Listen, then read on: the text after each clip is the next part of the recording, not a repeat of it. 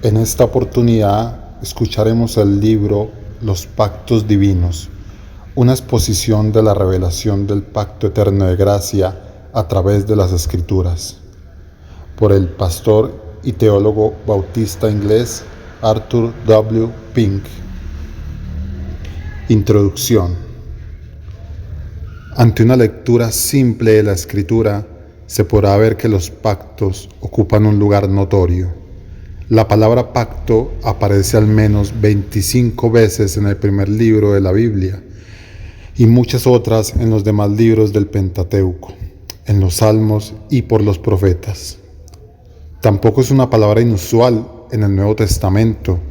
Al instituir el gran memorial sobre su muerte, el Salvador dijo: «Esta copa es el nuevo pacto en mi sangre». Lucas 22:20. Al enumerar las bendiciones especiales que Dios había dado a Israel, Pablo decía que de ellos eran los pactos. Romanos 9:4. A los Gálatas les expuso los dos pactos. A los santos de Éfeso se les recordó que cuando andaban en su estado no regenerado, estaban ajenos a los pactos de la promesa. Toda la epístola a los Hebreos es una exposición acerca del mejor pacto, del cual Cristo es mediador. Hebreos 8:6. La salvación por Jesucristo es según el plan predeterminado y el previo conocimiento de Dios Padre. Hechos 2:23. Y le plació dar a conocer su plan eterno de misericordia a los padres en la forma de pactos, entregados en distintas formas y revelados en distintos tiempos. Estos pactos entran en la naturaleza misma de todo el sistema de revelación divina, impregnándolo con sus cualidades específicas. Mantienen una estrecha interconexión entre sí, hacia un mismo fin común, siendo en realidad varias etapas sucesivas desplegadas en el esquema de la gracia divina. Tratan el lado divino de las cosas, develan la fuente de donde provienen todas las bendiciones y dan a conocer el canal por el cual éstas fluyen hacia los hombres. Cristo, cada uno revela algún aspecto nuevo y fundamental de la verdad, y al considerarlos en el orden que surgen en la Escritura, podemos ver con claridad el progreso que cada uno hace sobre la revelación divina. Exponen el gran designio de Dios, consumado por el Redentor de su pueblo. Correctamente se ha dicho que, dado que Dios es un ser inteligente, resulta evidente que debe tener un plan. Si es una inteligencia absoluta perfecta, deseando y diseñando nada más que el bien, si es una inteligencia eterna e inmutable, entonces su plan debe ser uno eterno, comprensivo e inmutable. Es decir, todas las cosas desde su perspectiva deben formar un sistema único que mantenga una relación perfecta, lógica entre todas sus partes. Sin embargo, como todo sistema integral, tiene que estar compuesto de muchos otros subsistemas al respecto. Podemos tomar los cielos que Él hizo y que puso ante nuestros ojos como tipo y patrón de su modo de pensar y diseñar en toda providencia. Sabemos que en el sistema solar, nuestro planeta Tierra es un satélite de uno de los grandes soles. Y este sistema en particular poseemos cierto conocimiento debido a nuestra posición, pero sabemos que este sistema no es sino uno entre miriadas, con sus respectivas variaciones, que fue lanzado al gran abismo espacial. Del mismo modo, sabemos que este plan grandioso y comprensivo de Dios, considerado como un sistema único, debe contener una gran cantidad de subsistemas que podrían ser provechosamente estudiados si estuviésemos en la posición adecuada para hacerlo, viendo a cada uno como un todo de forma independiente, separados del resto. Aquel sistema único o plan eterno de Dios fue establecido en el plan eterno, y los subsistemas son los distintos pactos que Dios estableció con distintos personajes en diferentes tiempos. El pacto eterno, prefigurado a través de todos los pactos temporales, constituye la base de los tratos de Dios para con su pueblo. En la Escritura se dan muchas pruebas de esto. Por ejemplo, cuando Dios oyó los gemidos de los hebreos en Egipto, se nos dice que Él se acordó de su pacto con Abraham, Isaac y Jacob. Éxodo 2, 24. Cuando Israel era oprimida por los sirios en los días de Joacás, leemos: mas Jehová tuvo misericordia de ellos, y se compadeció de ellos y los miró, a causa de su pacto con Abraham, Isaac y Jacob. Segunda de Reyes 13:23, Salmos 106, del 43 al 45. Tiempo más tarde, cuando Dios decidió usar de misericordia para con Israel, tras haberles afligido duramente por sus pecados, dijo: yo tendré memoria de mi pacto que concerté contigo en los días de tu juventud.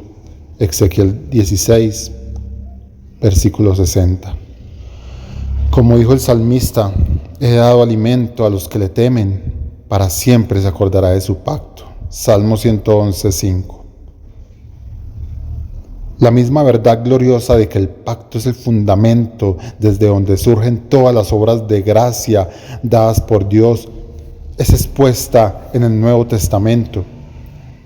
Esta es considerada la razón por la que Cristo fue enviado al mundo, para hacer misericordia con nuestros padres y acordarse de su santo pacto.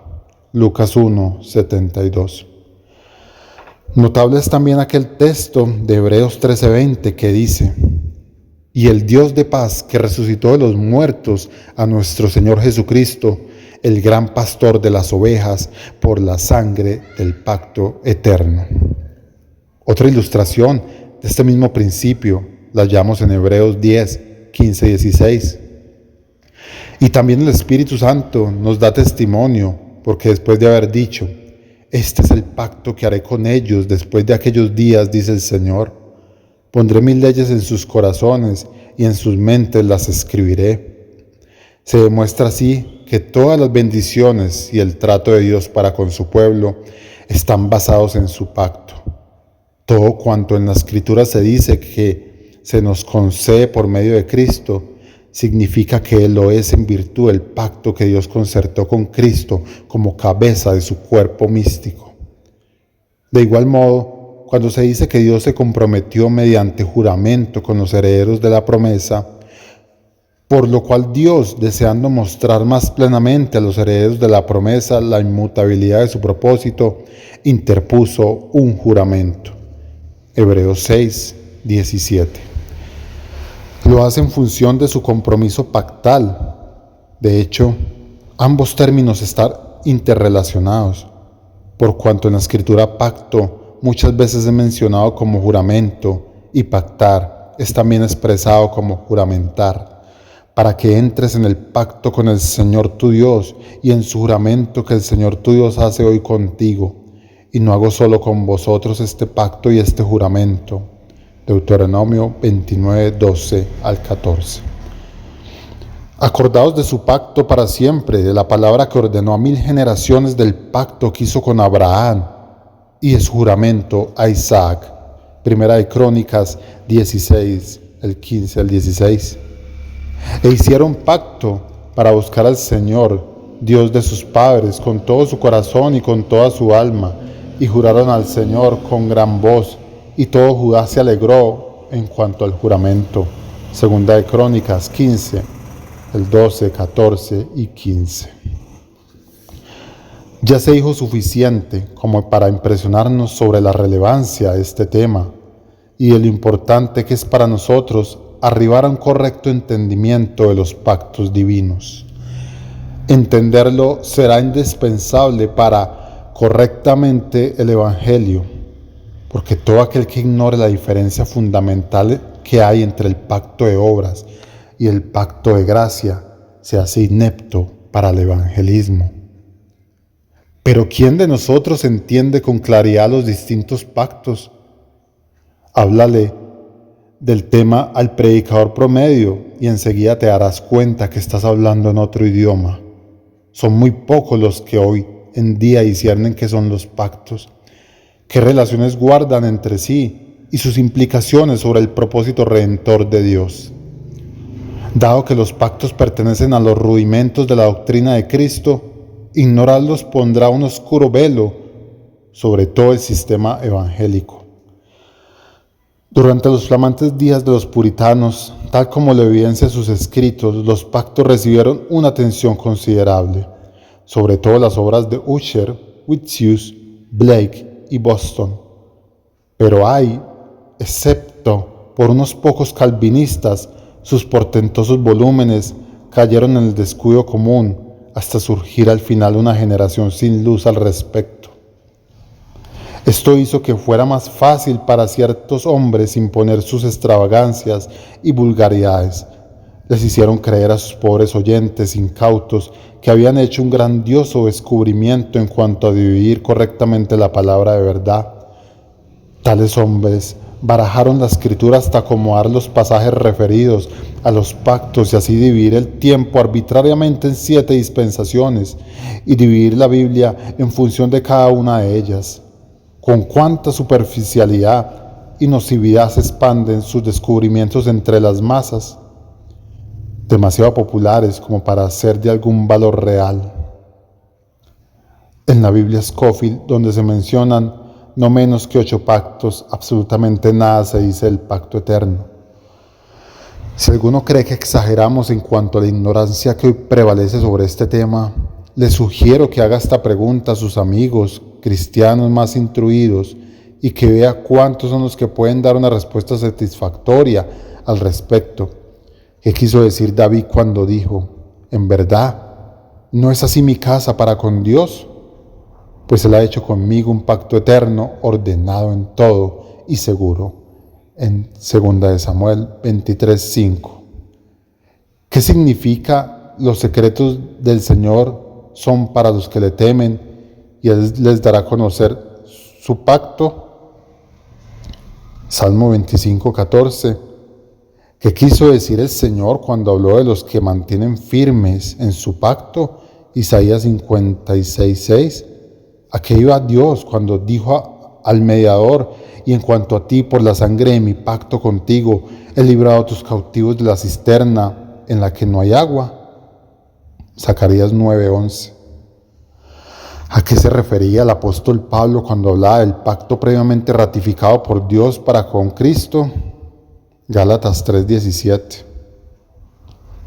Antes de intentar dar respuesta a estas preguntas, permítasenos señalar la naturaleza propia de un pacto, es decir, en qué consiste.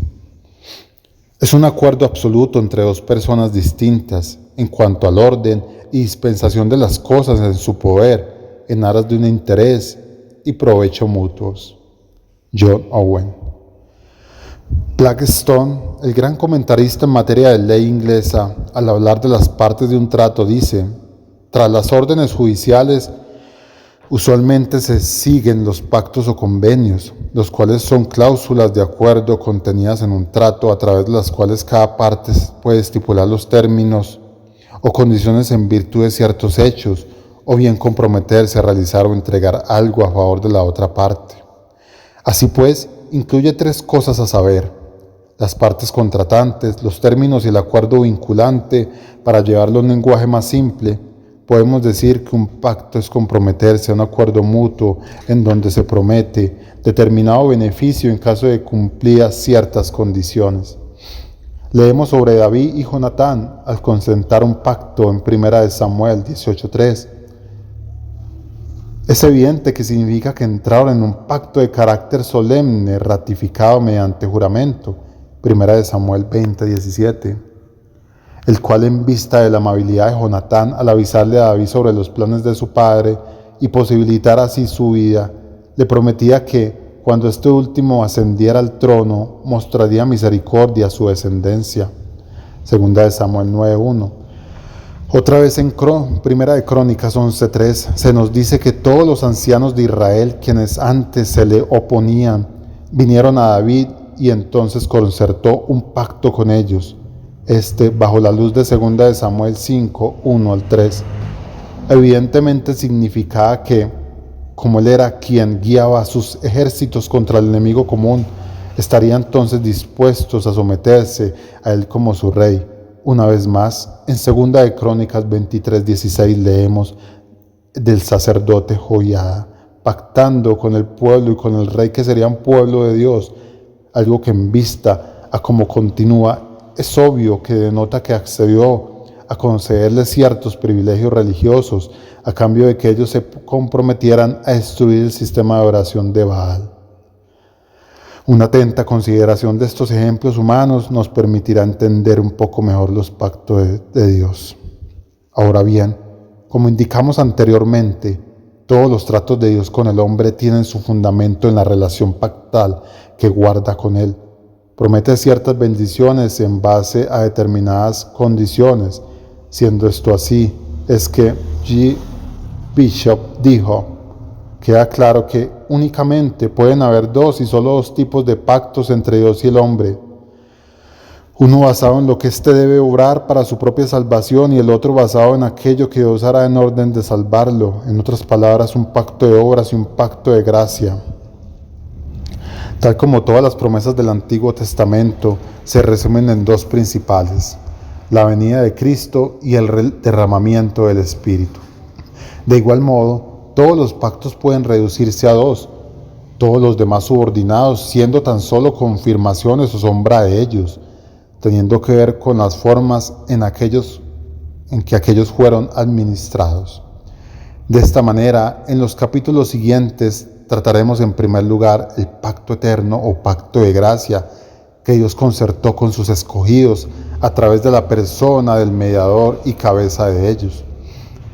Allí se mostrará cómo este viene a ser el fundamento inamovible a partir del cual fluyen todas las demás bendiciones.